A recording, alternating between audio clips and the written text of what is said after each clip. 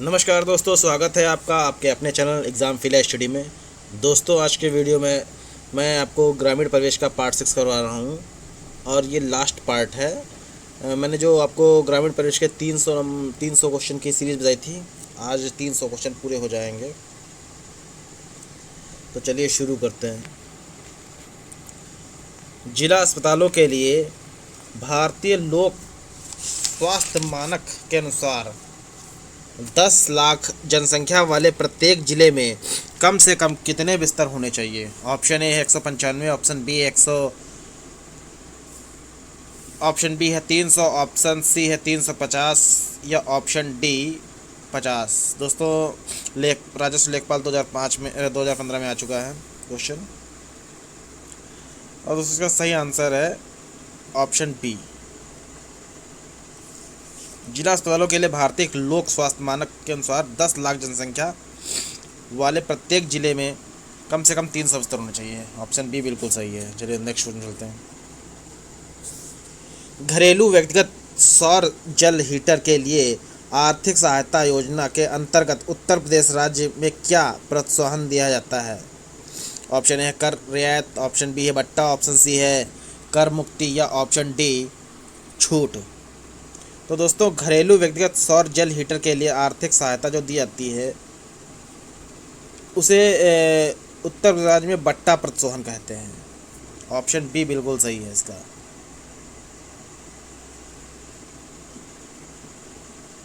चलिए दोस्तों नेक्स्ट में चलते हैं।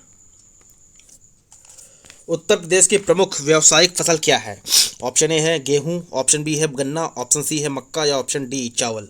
तो दोस्तों, उत्तर प्रदेश की जो प्रमुख फसल है वो गन्ना है।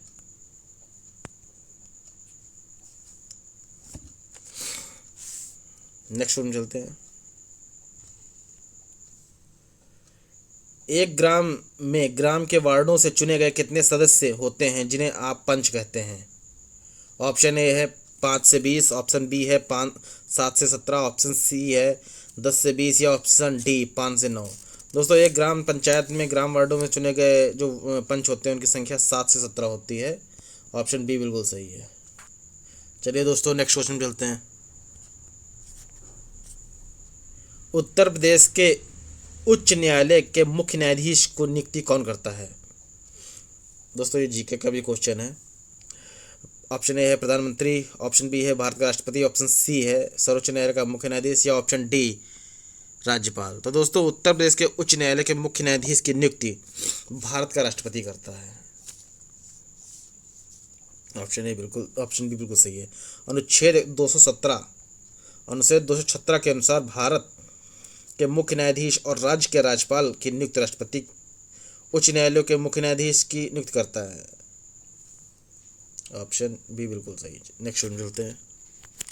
उत्तर प्रदेश में एक वर्ष में न्यूनतम कितनी ग्राम सभा की मीटिंग होनी चाहिए? ऑप्शन ए है 3, ऑप्शन बी है 4, ऑप्शन सी है 6 या ऑप्शन डी 2।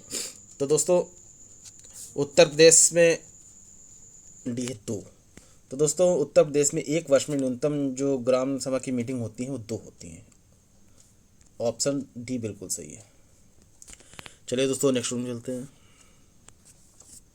एक व्यक्ति के लिए एक पंचायत का सदस्य बनने के लिए न्यूनतम आयु की सीमा कितनी है?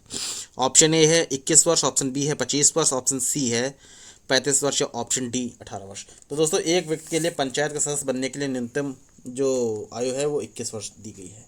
ऑप्शन ए बिल्कुल सही है। चलिए दोस्तों नेक्स्ट रूम चलते हैं। मध्याह्न भोजन कार्यक्रम के अंतर्गत विद्यालय स्तर पर बच्चों का न्यून भार की प्रतिशतता का आकलन किस आवृत्ति पर किया जाना चाहिए? अर्धवार्षिक, त्रैमासिक, वार्षिक या मासिक? तो दोस्तों, इसका सही आंसर है ऑप्शन ए अर्धवार्षिक स्तर पर होनी चाहिए। चलिए तो नेक्स्ट में चलते हैं। MGNREGA मनरेगा के अंतर्गत सामग्री घटक के मामले में केंद्र और राज्य सरकारों के द्वारा किया गया निर्धारीकरण अनुपात कितना है? तो दोस्तों, जो केंद्र और राज्य के द्वारा अनुपात है वो 75-25 का है। चलिए दो नेक्स्ट में चलते हैं। भूमि की पैमाइश का कार्य कौन सा विभाग करता है? शिक्षा विभाग, ऑप्शन बी है चिकित्सा विभाग, ऑप्शन सी है राजस्व विभाग, या ऑप्शन डी भू प्रबंधन विभाग।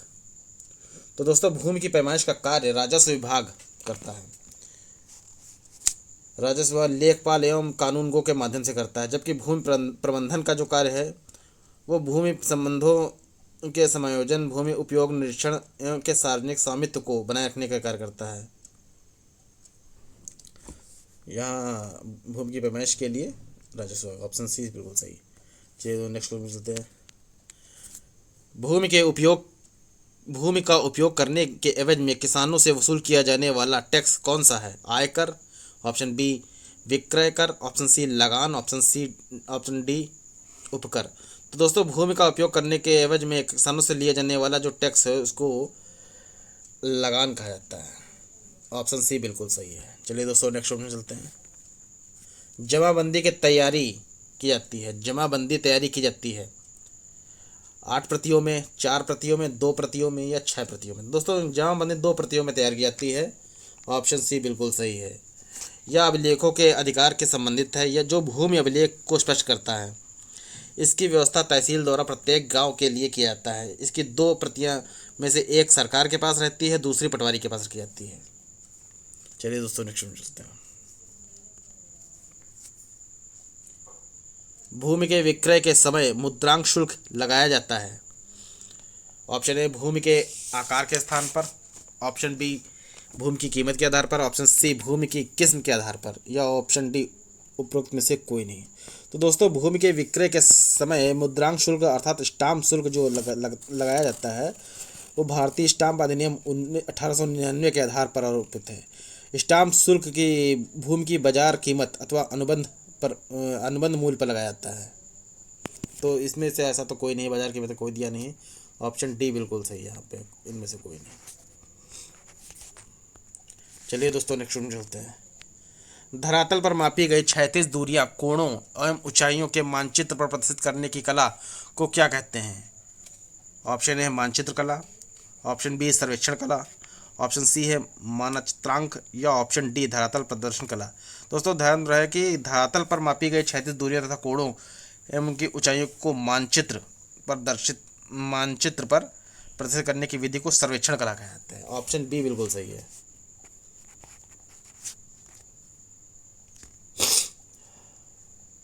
चलिए दोस्तों नेक्स्ट में चलते हैं।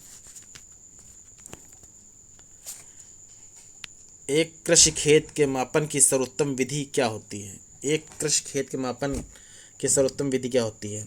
ऑप्शन ए जरीब द्वारा, ऑप्शन बी है प्लेन टेबल द्वारा, ऑप्शन सी प्रिज्मेटिक कंपास द्वारा, या ऑप्शन डी थियोडोलाइट द्वारा। तो दोस्तों एक खेत की जो पैमाइश की जाती है, नापा जाता है, वो जरीब के द्वारा नापा जाता है। ऑप्शन ए बिल्कुल सही है। चलिए दोस्तों शुरू करते हैं। कुटीर ज्योति योजना में से निम्नलिखित में से कौन सा कार्यक्रम संबंधित है? ऑप्शन ए है ग्रामीण बेरोजगार युवकों को रोजगार दिलाना, ऑप्शन बी है ग्रामीण क्षेत्रों में कुटीर उद्योग का प्रोत्साहन करना, ऑप्शन सी है ग्रामीण क्षेत्रों में गरीबी रेखा से नीचे जीवन यापन करने वाले परिवारों को विद्युत उपलब्ध कराना, या उपयुक्त में सभी।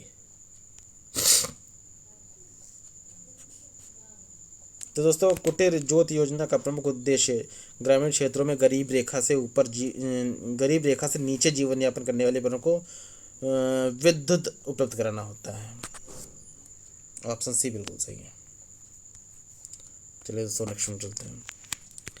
पूसा बोल्ड किस्म है धान की, ऑप्शन बी है सरसों की, ऑप्शन सी है गेहूं की, ऑप्शन डी अरहर की। तो दोस्तों पूसा बोल्ड सरसों की एक प्रजाति है। ऑप्शन बी बिल्कुल सही है। सरसों की अन्य प्रजातियां प्रमुख हैं पूसा वरानी, पूसा व्रणा, पूसा महक और पूसा रानी। देश के प्रथम राज्य कृषि विश्वविद्यालय हैं लुधियाना में, पंतनगर में, ऑप्शन सी हिसार में, या ऑप्शन डी जबलपुर में। तो दोस्तों देश का प्रथम राज्य कृषि विद्यालय पंतनगर में है। ऑप्शन बी बिल्कुल सही है। जो 17 नवंबर 1960 को स्थापना हुई थी। इसकी स्थापना गोविंद बल्लभ भाई पंत जी ने की थी।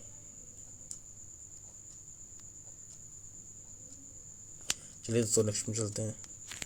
नाबार्ड जो एक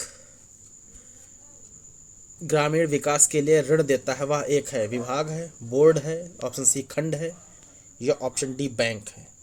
तो दोस्तों नाबार्ड जो कृषि एवं ग्रामीण से संबंधित शीर्ष वित्तीय संस्था है, वित्तीय संस्था है। इस संस्था की स्थापना 12 जुलाई 1882 को हुई थी। ऑप्शन डी बिल्कुल सही है, बैंक है NABARD. National bank of agriculture and rural development. चलिए दोस्तों नेक्स्ट में चलते हैं। भारत की प्रमुख खाद्यान्न फसल है। ऑप्शन ए है आलू, ऑप्शन बी है टमाटर, ऑप्शन सी है चावल, या ऑप्शन डी ज्वार। तो दोस्तों भारत की प्रमुख खाद्यान्न फसल चावल है। चलिए दोस्तों नेक्स्ट में चलते हैं। सबसे अधिक प्रोटीन पाया जाता है। ऑप्शन ए है अरहर में, ऑप्शन बी है सोयाबीन में, ऑप्शन सी है गेहूं में, या ऑप्शन डी उर्द में। तो दोस्तों सबसे अधिक प्रोटीन जो है वो सोयाबीन में पाया जाता है। सोयाबीन एक दलहनी फसल है, किंतु इसकी उपयोगिता के कारण इसे तिलहनी वर्ग में रखा गया है। सोयाबीन में 20 से 25% तेल तथा 40 से 45% प्रोटीन पाया जाता है। ऑप्शन बी बिल्कुल सही। देश के प्रथम कृषि विज्ञान केंद्र हैं। ऑप्शन ए है पंतनगर, ऑप्शन बी है कानपुर, ऑप्शन सी है लुधियाना, ऑप्शन डी पेंडचेरी। तो दोस्तों भारत का केंद्र शासित प्रदेश पेंडचेरी में 1974 को सॉरी लिखा नहीं 1974 को प्रथम कृषि विज्ञान केंद्र की स्थापना की गई। भारत में कृषि विज्ञान केंद्र की स्थापना 1973 में की गई। सही आंसर ऑप्शन डी पेंडुचेरी। चलिए तो नेक्स्ट में चलते हैं। खरीफ ऋतु की फसलें हैं। ऑप्शन ए है चना मटर मसूर, ऑप्शन बी है ज्वार बाजरा नैचा, ऑप्शन सी है आलू सरसों फूल गोभी, या ऑप्शन डी उपयुक्त में से कोई नहीं। खरीफ ऋतु की फसलें हैं ज्वार बाजरा नैचा। ऑप्शन बी बिल्कुल सही। चलिए दोस्तों नेक्स्ट क्वेश्चन चलते हैं। दोस्तों ये 300 क्वेश्चन की सीरीज़ थी, वो आज पूरी हो रही है।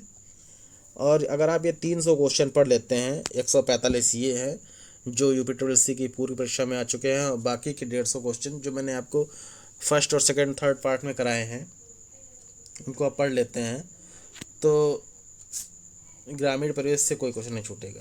90 से 95% तक इसी में से मिलेंगे। चलिए दोस्तों नेक्स्ट वन चलते हैं। धान की लिए सर्वाधिक उपजाऊ भूमि कौन सी है? दोमट, ऑप्शन बी बुरई, ऑप्शन सी काली, या ऑप्शन डी जलोढ़। दोस्तों 2008 में क्वेश्चन आ चुका है लेखपाल की परीक्षा में। धान के लिए सर्वाधिक उपजाऊ मिट्टी जो है वो दोमट होती है। ऑप्शन ए बिल्कुल सही है।